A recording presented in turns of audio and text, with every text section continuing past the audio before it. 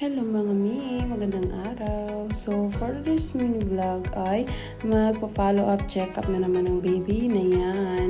At dahil may konti-konti pa siyang ubo that time mga mi, ang video pala na ito mga mi is nung May 31 pa to.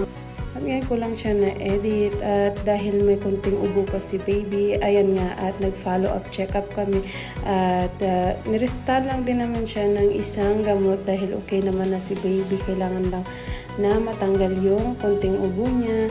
And then, ayan nga at sabi naman ni doktor na hindi ako mag-alala, huwag kang mag-alala, ganyan.